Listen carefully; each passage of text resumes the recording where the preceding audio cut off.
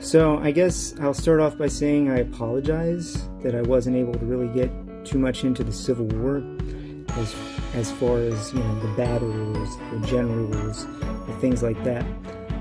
But I think what's more important is how we got there in the first place. So there was this guy, and his name was St. Augustine. And he was from a couple thousand years ago, and he said something really smart. He said, a mistake in the beginning is a mistake indeed. So what he meant by that is if you start out wrong, or if you start out with a mistake, it's going to be harder and harder to correct it as you keep going on. So just think of a math problem. If you make a wrong calculation in the beginning, that mistake is going to keep carrying over and over until the whole problem is just ruined and you have to start over again. And so the Civil War was kind of like that, because we had a mistake from the beginning, and that mistake was called slavery. We kept fighting about it, we kept trying to tinker with it, different compromises, but the fact is it was just wrong, and it was a mistake, and we should have never had it.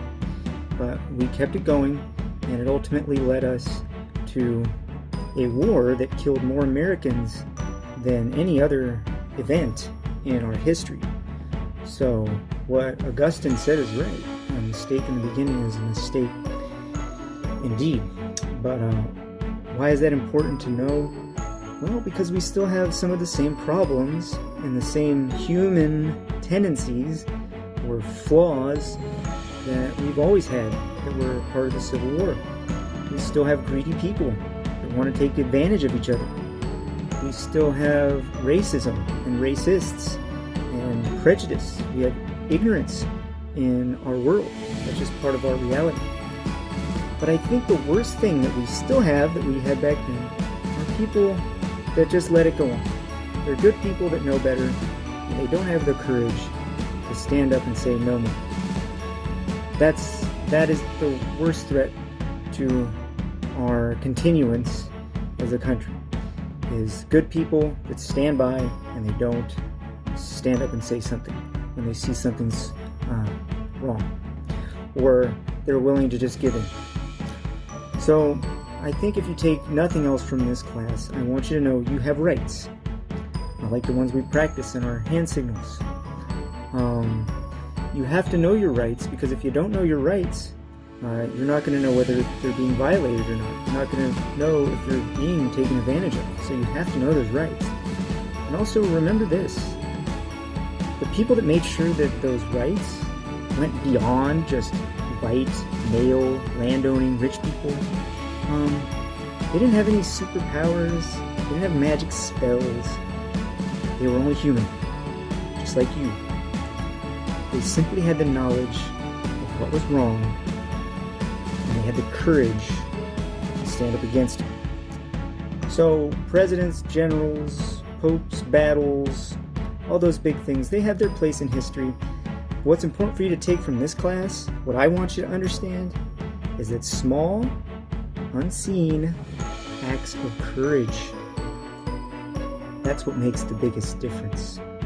So think about John Locke.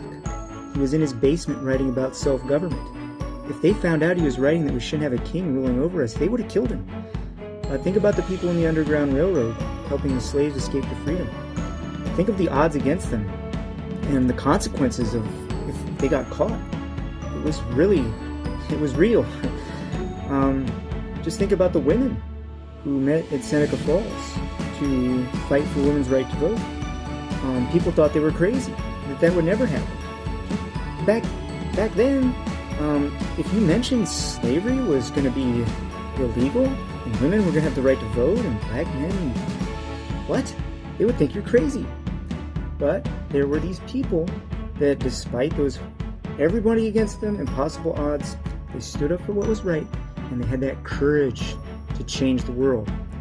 And so can you, as long as you have the courage. So our country is kind of entering a challenging time, as you know. Some people are saying we're never going to be what we used to be. We're not going to be as powerful and strong as we used to be. China is going to be the new superpower. The United States is going down. We're in decline. We can't handle things like we used to. We're not smart. We're not tough. We don't have the courage. There's climate disaster on the horizon, pandemics, mass poverty.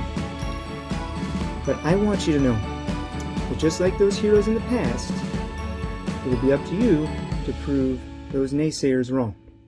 They changed it, so can you.